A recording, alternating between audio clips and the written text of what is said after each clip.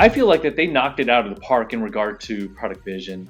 I feel Yep. like that they are the ones that really had the correct vision about the opportunity of smartphones, and their execution was just really poor. Yeah. And all that Steve Jobs did was he had time to think about it and execute better on a vision that really originated at Palm. So that's the kind of story I've been telling my staff, all these years without any kind Yep. of like direct knowledge. Could you talk about that and then give me different parts of the different Sure. details? What went well, I think I should give credit for. Well, the culture that Donna and Jeff had established was a really nice one. It was very cooperative. They didn't necessarily hire A+ engineering and business talent, like the leading graduates from the leading business schools. They were hiring people who were very smart, lower ego, and willing to work together. So it was a cooperative culture Hmm. where people were willing to do things. And I felt like it was more effective than the culture that I saw at Apple in the time I was there, because Apple was very political, very chaotic, Wow. too many chefs, not enough people washing the dishes. And as a result, it had trouble getting stuff done. And Palm got stuff done. Wow. What And that years was were you really, at really Apple? striking. 87 to 97. So almost the entire time that Steve Jobs was gone. And, Wow. and yeah, so I stupidly left just before Jobs came back because I got so disgusted at how Apple was screwed up.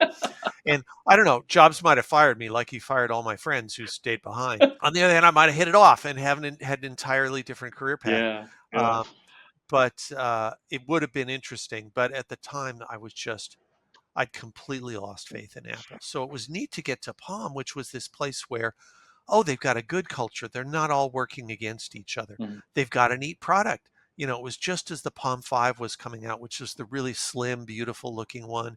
And people loved it. And it was great. And it Mhm. was super exciting to Yeah. be there. So I think Palm's vision of mobile computing was right. The big insight that Donna and Jeff had was, don't try to make it into a mini computer. Try to make it into a great mobile device that would do certain things really, really well, almost like an appliance for your appointments, for your address book, Mhm. for other stuff like that that you really need when you're moving around, and just do a marvelous job of making that work. There's an old presentation called the Zen of Palm, which talked about that design philosophy. And one of the great things that Palm did was it taught that philosophy to every employee.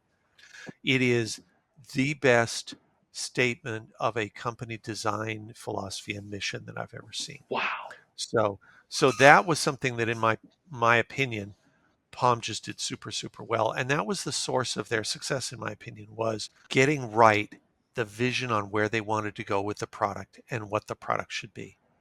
Um, the things that didn't work out well. Number one, 3Com management, the people who bought Palm, was not really interested in building a long-term platform business. When I arrived at Palm, Donna and Jeff, the founders, had already just left to do Handspring. So the company had made the decision. It was bought. Palm was independent, and then it was bought by 3Com. So that was an issue in and of itself, because then you had agenda from 3Com and 3Com management, which was not the same as what Donna and Jeff, the founders, wanted to do. So they left to do Handspring with the blessings of Palm, Wow. because the idea was, oh, they would license, and then Handspring could do its own vision of what it felt the devices should be. Mm. But the OS stayed with Palm, because there was this idea of, oh, we'll be like Microsoft. We won't make the mistake that Apple did. Apple got there first with the graphical user interface. Microsoft came later, licensed it, and they dominated the PC industry. Well, obviously, what you need to do is license. So I'll come back to that. 3Com was built up by doing acquisitions and then sales. And that's what they wanted to do with Palm. They wanted to churn it. And so it was all about, how can we get this big enough that we can do an IPO as soon as possible? We'll get a bunch of money off the IPO. So Donna and Jeff had just left. There was new management. Palm was growing explosively, like, more than 100% year over year, hiring really, really rapidly, all that sort of stuff. Um, and then after they did the IPO of Palm, They also then split the operating system business from the hardware Palm business and did a second IPO of that. So they actually managed to get two IPOs off of it. And each time, senior management at 3Com got massive money out of it on a personal basis. So it was very transactional. Hmm. Um, so what happened was the business was taken public when it was popular rather than when it was financially ready to stand on its own. Hmm. The cash flow was not reliable enough to be able to make Wall Street happy. And so what you saw was when Palm went out, it went out at a really high valuation. I remember on the day it went out, it had more value than Ford Motor Company. Wow, Um, no way. yeah, yeah. But every day after the IPO, the value of the stock declined. It made it very difficult for the company to do the investments that were necessary to establish a platform that was then going to be licensed to others because that's really expensive. You know, IBM PC was the cash cow for Microsoft when they licensed Windows.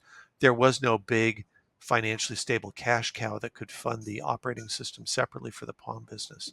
So it couldn't invest in building out the ecosystem of developers that you need in order to make an OS platform be successful. Instead, it was basically an appliance that was being licensed to other companies. And so none of those hardware companies could differentiate themselves, and the growth wasn't high enough to cause them to really want to stay around. So the financial structure of the business was wrong. They went out public at the wrong time. It was successful at outcompeting um, Microsoft, Windows Mobile. So that was okay. At least it was able to do that. But it wasn't really growing as rapidly as was needed to make the platform successful.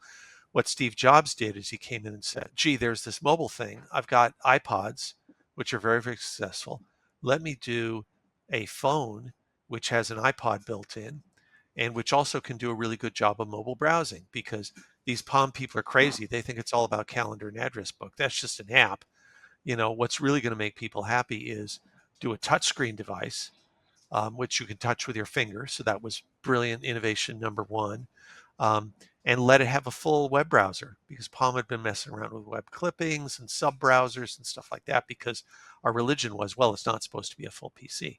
Steve said, no, I'll make it a full computer. That's fine. We're gonna do a computer phone that has a full screen touchscreen, has a great web browser, and that can have all the iPod functionality. So he had two killer apps. He had music and he had web browsing, neither of which were available on anybody else's phone. Yeah. He did a touch screen, which all of the mobile phone carriers hated because they said it would get scratched and they refused to carry it. So Oh, if you go back, Steve only had one carrier oh when wow. he launched. Yeah. But he made it so successful that all the other carriers decided they had to have it. So he had the power. He could get good licensing terms from them when he offered the phone through them. And he was off to the races with a very viable, growing business that had a great financial base, that had great margins at the time when Palm was struggling financially. Hmm. And he just walked all over everybody else in the business. So, there's a lesson there about it's not necessarily picking the perfect strategy. It's picking the strategy that you can fund financially and that has the right ecosystem around it, that has the right killer apps, that will appeal to people, all of those things, making all that stuff work together. And there's no religious thing that you should license or you shouldn't license. It's all about how you execute. It's a it's a pretty cool object lesson, I think, for the industry. Yeah, that's great. There's that intermediate player in between Palm and Apple, Nokia, Yeah. Yes. Nokia Yep. Symbian. And we were actually one of only two US companies that had access to the Symbian source code. Oh, And wow. yeah, we were Oh, how yeah, cool. we were into smartphone apps way Yep. before it became cool, because Yep. we always want to innovate. And yeah, we were really proud of ourselves for like having all these smartphone apps and wowing our customers. But I do remember when the iPhone came out and I got my hands on it, I was like, oh wow, this is Yeah. amazing. Yeah. And then I had a subsequent conversation with the head of the UI Uh-huh. at Symbian. Yes. And I said to her, "Have you heard of the iPhone?" She was like, "Of course, I've heard of it." "Have you played with it?" She said, "No." I said, "I think Oh, you really oh, should oh, because I think it's the best thing that's out there. It's amazing. The usability is great. It's so fast. It's so much yeah, faster than yeah, your top end phones. And look, you have to go through three actions here to be able to start up our app. Where look on theirs it's one action, yeah. and she was so offended by what I said. And Really? yeah, and she said, "If they're so great, Andrew, why do we have 42% market share and they have 2%? Explain that to me." They had just come Yeah. out, right? Yep. Yep. And then she said, and also what you said about performance, I know that that Yeah. cannot be true. I know what processor they're using, and ours is much more powerful. There's no way that what you just said can be true. Yeah. And I just I was Yep. flabbergasted. All right, so Yeah. I made money off of Palm. I made some good money off of Palm, but I think I lost it on Nokia because I had Nokia stock. Because I was like, I'm okay, Nokia's been sorry. putting 70% of their R&D budget into Yeah. smartphones. Smartphones are the Yep. future. I was right about Yep. that, but Yeah. I actually I was wrong about how big a competitive threat and how quickly Yeah. Apple Yeah. would just destroy Nokia Symbian. Yep. Yep. And so there's really a bunch of lessons here that when I reflect back on things, Yep. when I think back to Palm, I think about and I didn't know all these things that you told me. Yeah. In just my simple outsider analysis, I was like, okay, I think that they had great product and design people. I Hmm. feel like that on the engineering side, I don't feel like it was a great product. I feel like that No. it was too slow, it was too limited. Um, The OS was not designed for supporting apps. It was yeah, designed just to be an appliance OS, and it never got reworked the way it needed yeah. to be. I owned a Handspring too, and I was disappointed that too. I was like, Yeah. the vision was awesome, Hmm. but the execution I felt was weak. Yep. And so I felt like that they were between product design and engineering. Their weakness was actually on engineering excellence. Yeah. I think Um, you're right. Yep. And then for Nokia, they had real big gap in product. They weren't good at product and design. Out of the three, they were strongest at engineering. Yeah. Yeah. But to win, you have to be good at all three, I think. Yeah. To Yeah. have a great product, a first Hmm. iPod, that Yep. was game changing for me because I was like, wow, this product, I love it. Yeah. It's amazing. It's Yeah. innovative. Yeah. It provides me a functionality that is just, I love so much. I love that. Yeah. And I love the whole thing that you could buy a song for 99 cents instead of the whole Yep. album. Oh That yeah. was a big Yeah. part of its success too. And Yep. that was some brilliance of Steve Jobs to have connections there to make that I happen. agree. I agree. But but I think that having that trifecta of product excellence, design excellence, Yep. engineering excellence, you will Yep. dominate. It's like who's Yeah. going to be able to compete with you? Hardly anybody Yep. has that. Yep. Yep. Well, so I strongly agree with that. And it's kind of too bad because a lot of that history, the tech industry today doesn't remember that well. And there are lessons in it that like we should all think about a lot. Mhm. Um, I think the other thing is the way platform transitions, stuff that I hinted at a little bit in my talk, the way that platform transitions create the opportunity to reset the rules. And Nokia was very bought into its business model, which was the long logistical train that you need to mass produce a phone. Mm. And I had friends from Palm who went to Nokia and talked to me about what it was like. And they said, Nokia plans out a phone way, way in advance. They figure out which features it's going to have. They order all the parts. They set up the factory to build these things. And they're able to dominate because they have more volume than anybody else. They were a beautifully tuned volume manufacturer.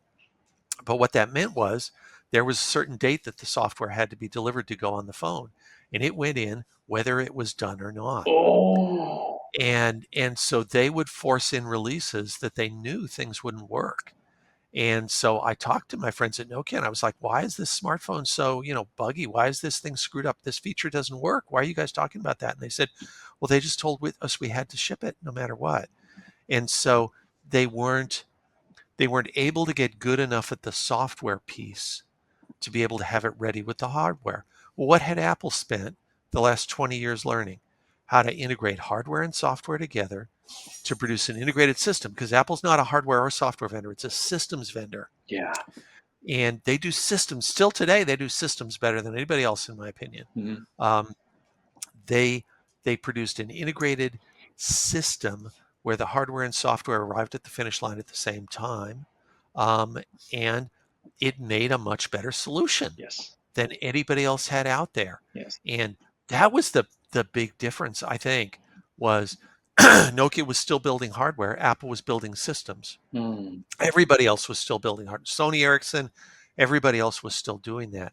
And Apple was able to then just walk all over everybody else because they had something totally unique.